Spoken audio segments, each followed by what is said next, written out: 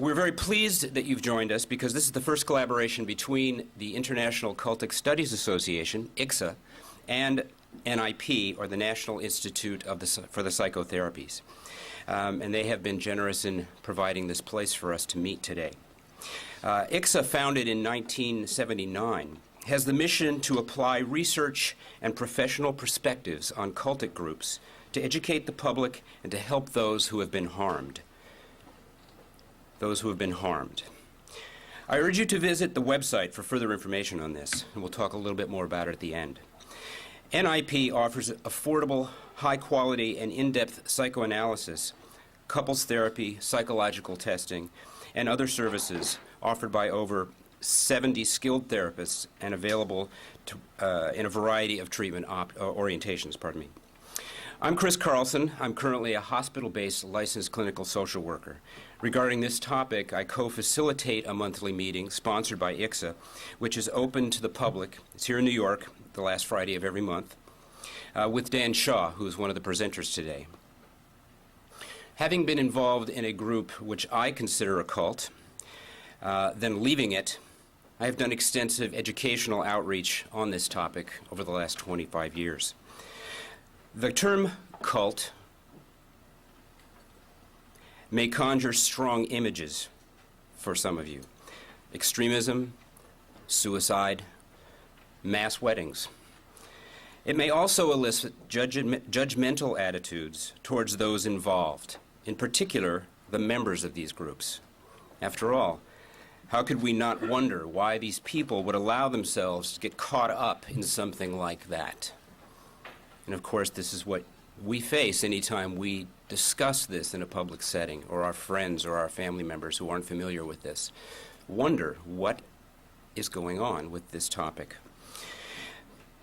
One of the comments shared among the many who have gone through such an experience and then come out of it is, and this is important in understanding this phenomenon, none of us went looking to sign up for a cult.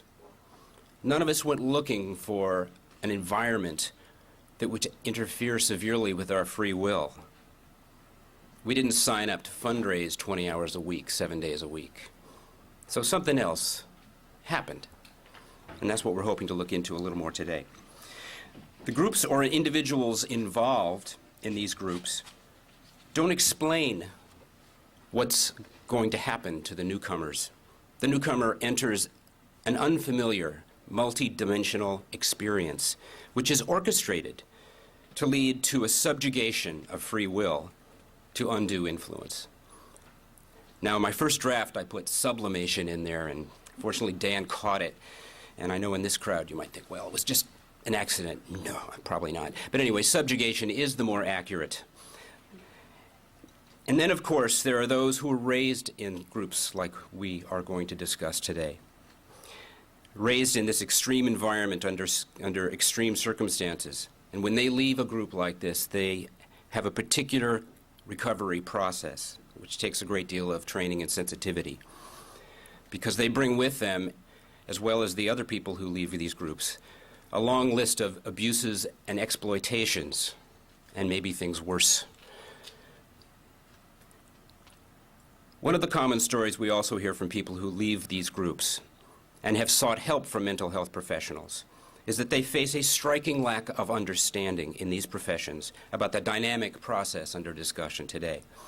That the mental health profession overall has not yet been oriented to address the complex relational dynamics found in cults or high-demand groups and their potential for inducing trauma.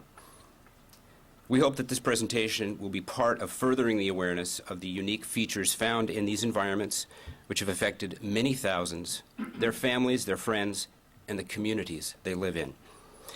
We're going to start with two personal stories to get you involved. The first speaker will be William Yenner.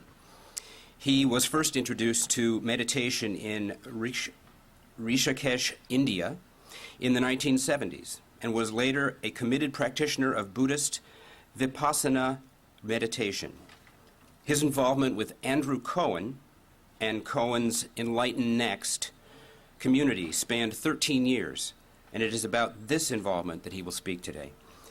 His story is typical of so many who have been students of Cohen's. At the outset, it was characterized by idealism, inspiration, and in the middle, devotion and hard work prevailed, helped build the organization.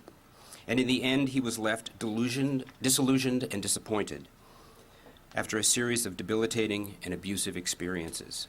He has since written a book, American Guru, on his experiences. He'll talk about that as well. Mr. Jenner will start us today.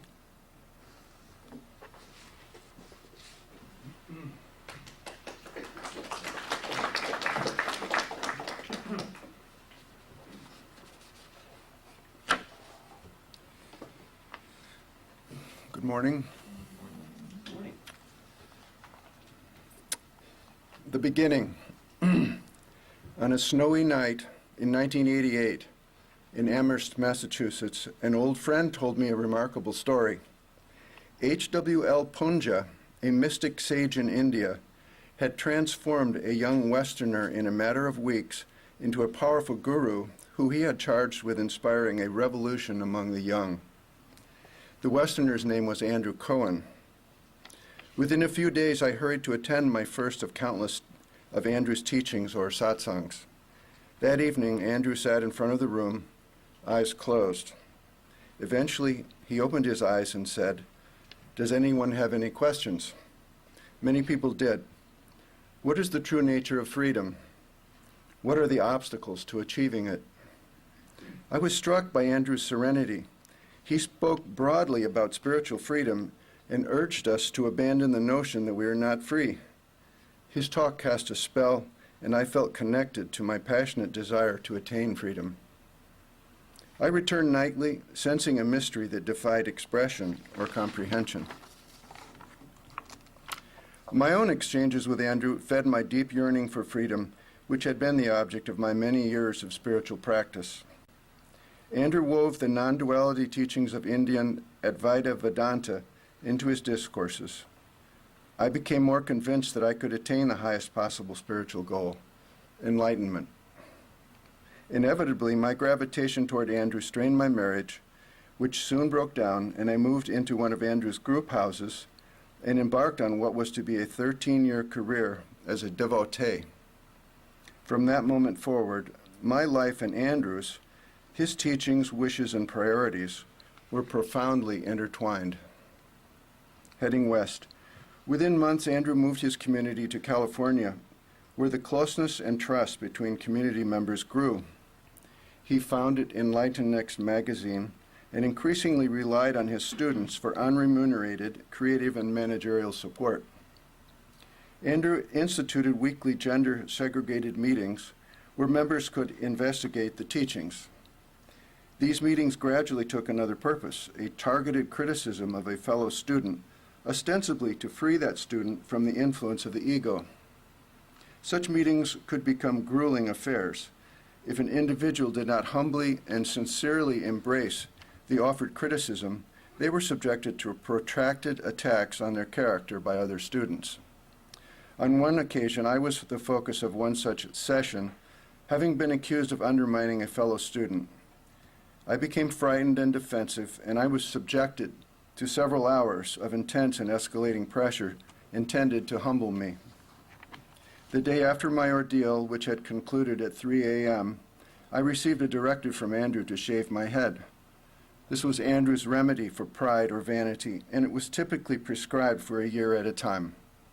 Often, however, received offense, a display of pride or aggressive behavior, for example, result in a renewal of vows, another year with the shaved head. My vows were extended in this fashion 3 times. Though vaguely aware of a creeping authoritarianism in Andrew's approach, I still felt trustful of his motivations, and I still considered the balance of things to be tipped totally in his favor. Finding Fox Hollow.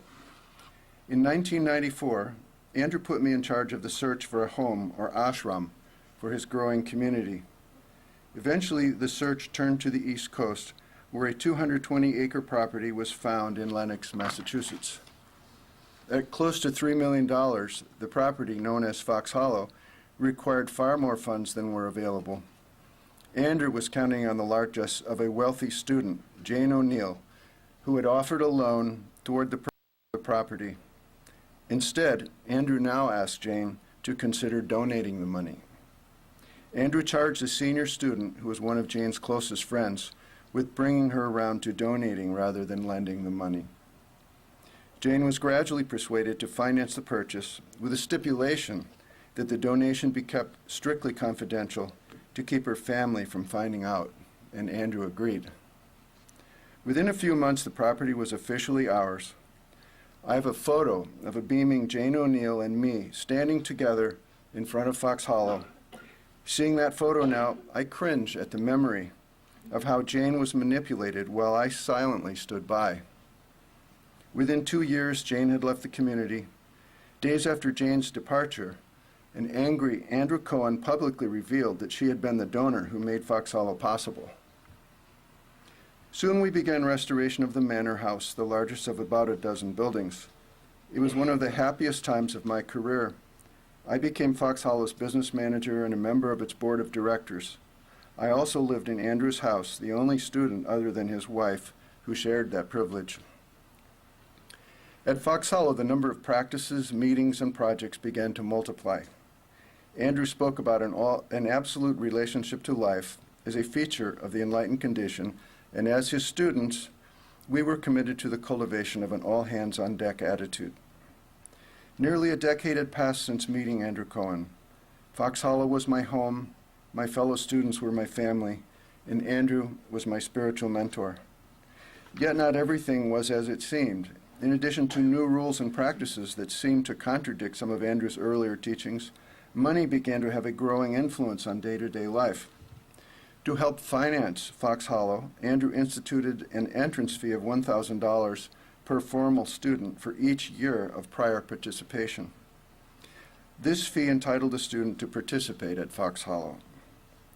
Thus, with the gradual imposition of rules, taxes, and spirit-breaking confrontational meetings, the climate in Andrew's community had changed significantly, and I began to witness transformations in Andrew's personality, methods, and teachings that would take me years to fully comprehend. But in 1997, with a gleaming new facility, a growing community, and my own personal sense of accomplishment, Fox Hollow was still where I wanted to be. At that point, I could not see the storm clouds gathering on the horizon. The dark side of enlightenment. Some of the changes in our new environment were subtle, such as the institution of a daily exercise regime, and some, while they were closely guarded secrets occurring only behind closed doors, were not subtle at all, such as punishment in the form of physical abuse. These changes were indicative of the power that Andrew Cohen sought to exert on his followers' lives. They were also harbingers of even more egregious abuses to come. As Andrew's influence over us grew, he became more controlling of our sexual and romantic lives. As a long-term member, I could only seek companionship among the few women who had proven themselves through years of devotion and service to Andrew. One could not seek a partner outside the community, and there were no casual sexual encounters. As a result, I spent all but 6 months of my 13 years with Andrew without a romantic partner. When one did manage to obtain permission for a relationship, Andrew often intervened to end it. In my case, he decided that my relationship should end because my partner had been proud. In other words, like all relationships inside the community, mine began with his consent and ended by his decree. Along with new rules and regulations, Andrew also began instituting punishments as well. The methods were often random, harsh, out of proportion to the alleged wrong, and questionable as educational skillful means.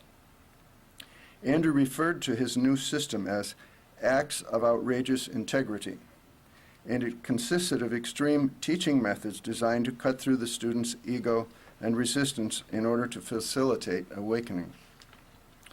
Cohen's acts of outrageous integrity included disciplinary face slapping, in which it was difficult to discern any particular lesson other than shape up.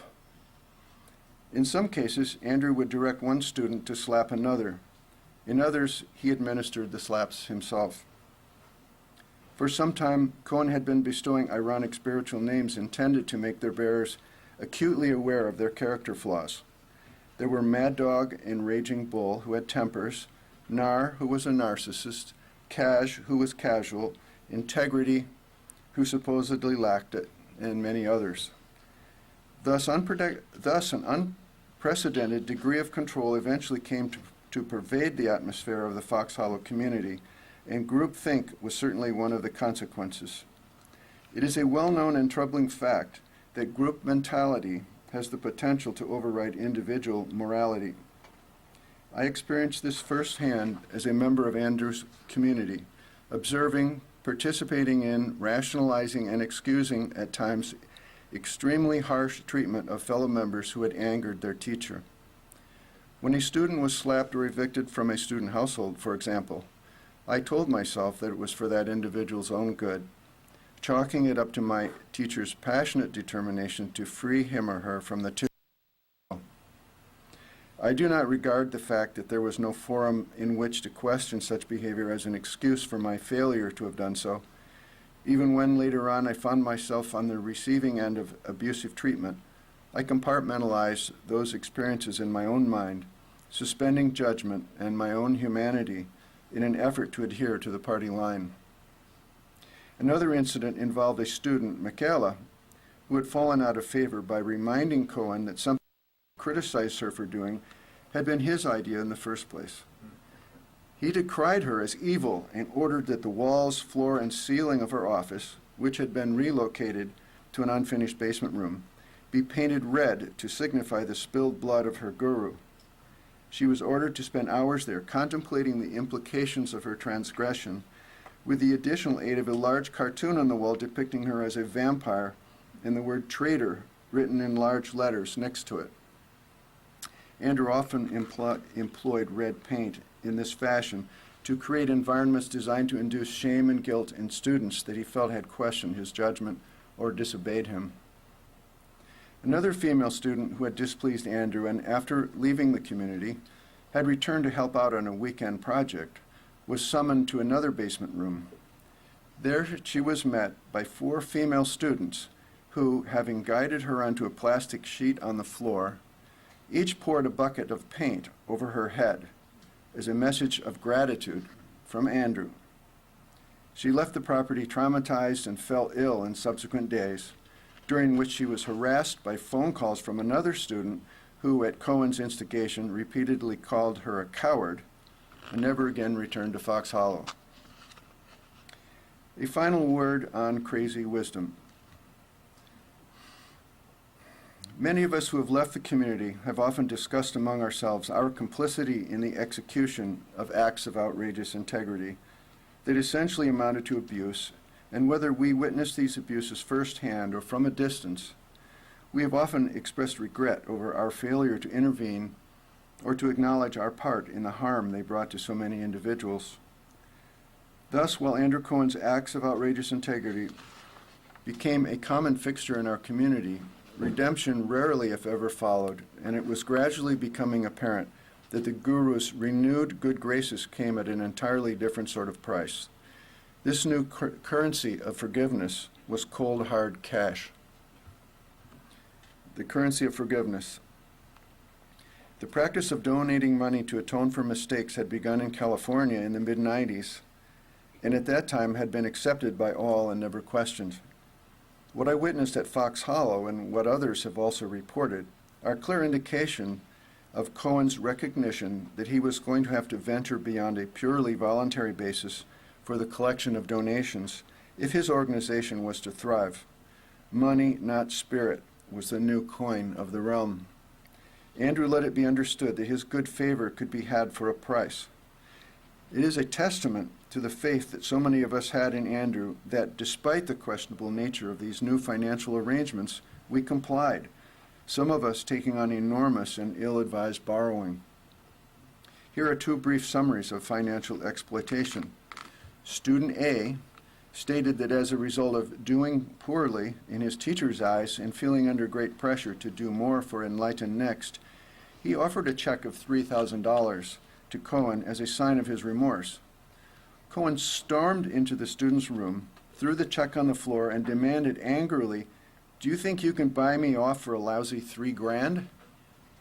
Having previously heard Cohen say that any long-term student who blows it will owe $20,000 in karmic retribution, this student scraped together what he had and borrowed the rest to present the expected amount.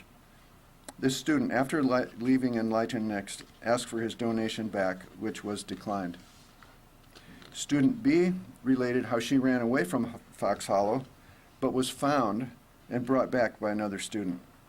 She wasn't allowed to live in Fox Hollow, however, but off campus with other women who were deemed to be doing poorly. In the meantime, she was told how she had made a terrible mistake in trying to leave, and to make her way back, she had to give everything. Gradually, she came to understand that this was meant to specifically include giving her $60,000 IRA, and after a time, she did turn it over to Enlighten Next.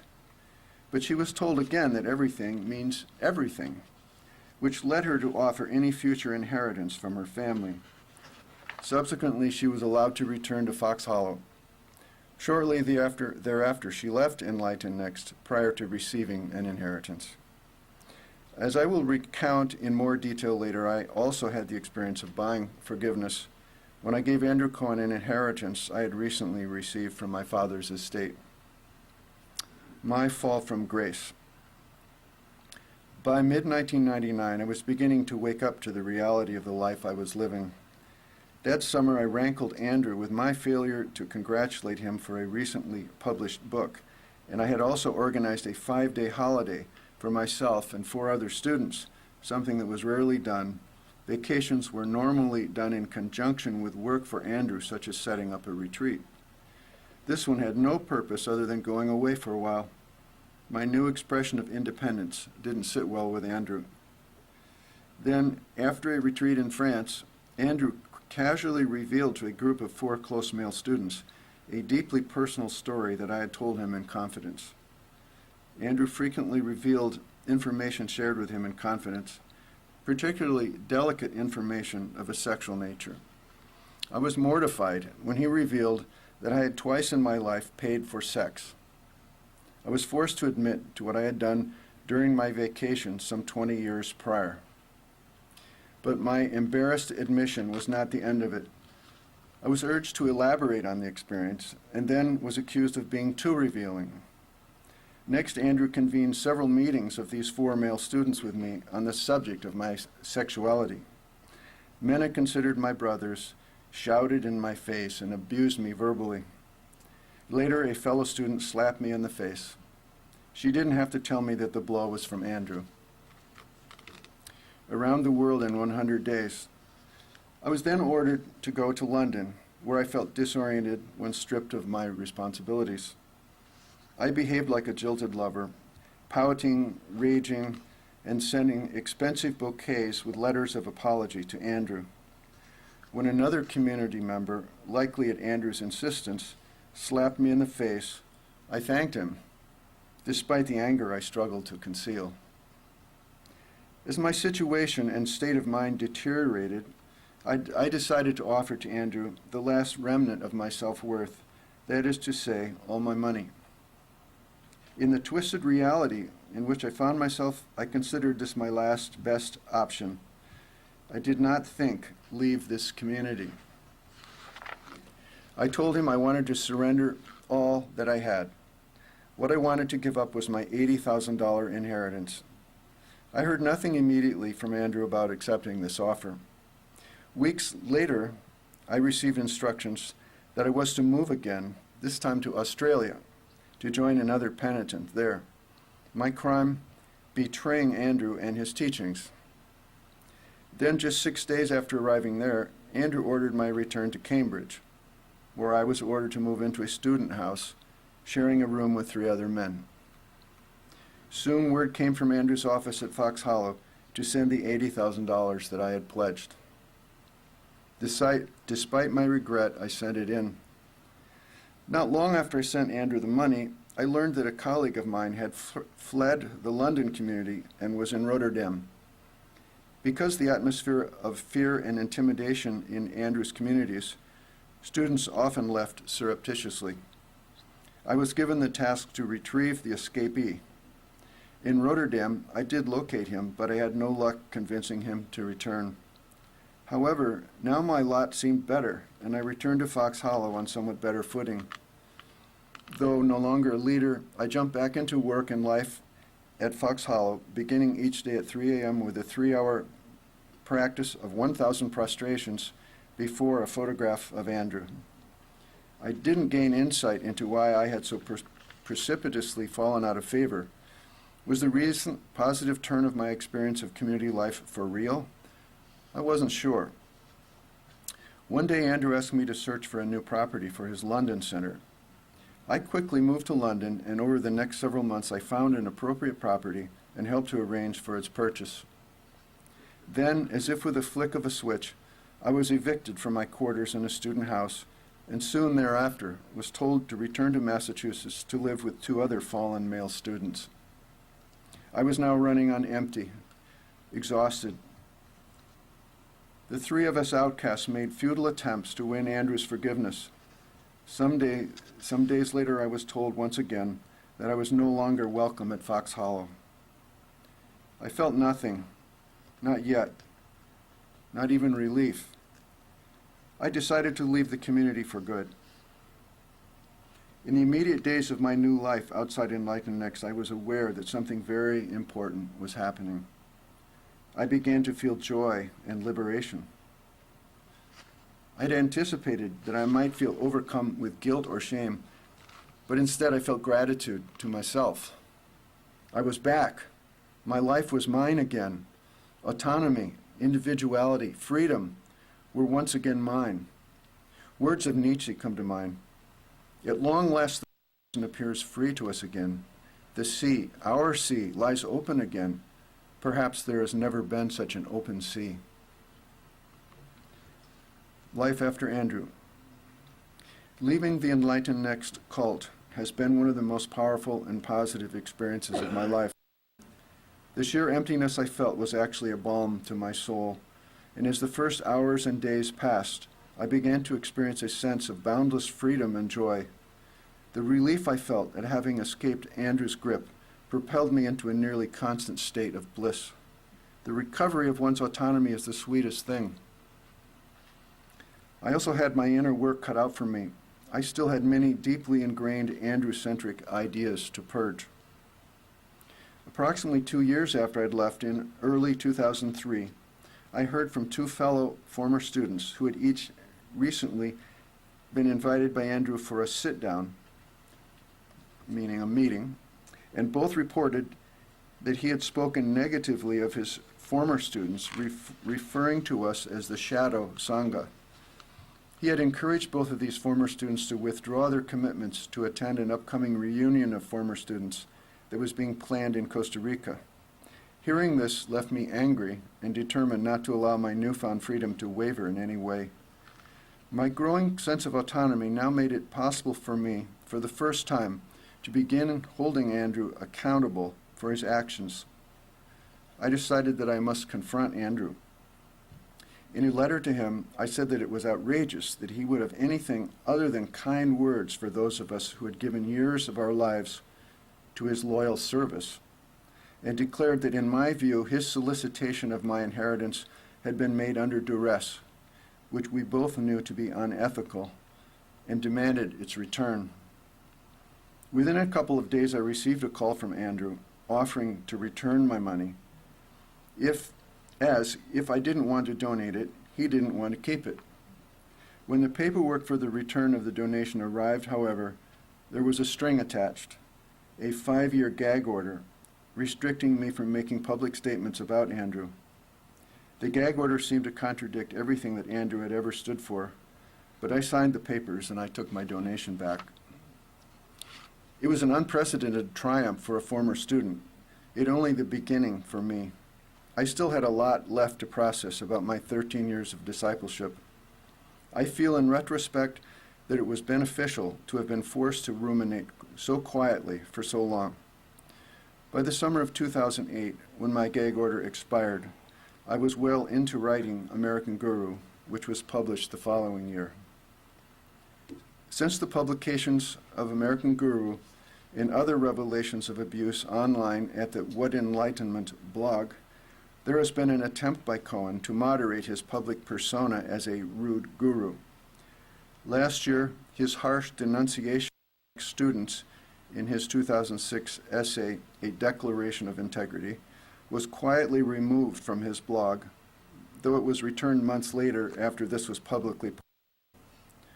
Over the same period, he has revised his formerly harsh appraisal of his former teacher, now replacing that with words of love and appreciation. Reportedly, a PR consultant hired by Cohen advised him to improve his outreach or risk deterioration of financial support. The lessons of the Enlightenment story have yet to be learned in their entirety. Though I wish neither ill nor harm to Cohen's current followers, it is my opinion that membership in his community represents an invitation to waste one's time and energy, and possibly one's entire life, in the service of a destructive and damaging myth, as well as a dubious opportunity to entangle oneself ever more deeply and dangerously in its creator's elaborately constructed lies. Those of us who have left the Enlightenment community did so for what have turned out to be compellingly good reasons.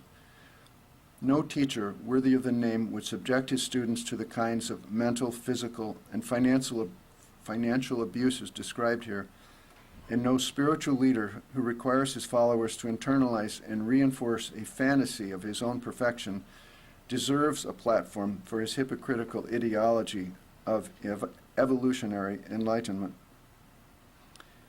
Even with the adversity they have brought to my life, I have benefited from the years I spent with Andrew Cohen. 20 years ago, a younger man left it all to join in Andrew's holy life. What looks naive today was totally compelling then. From this realization springs compassion for all who have participated. Even now, I choose not to renounce my years of devotion. I experienced the freedom of letting go and learned about the deeper meaning of my existence. I wouldn't be who I am today without all of it, positive and negative, and regret would take away the gratitude I have for being courageous enough to take the initial leap and wise enough to know when to call it quits. I do, however, feel responsible for hurting others through my complicity in Cohen's excesses. I hope the presentation here can spare others from making the same mistakes.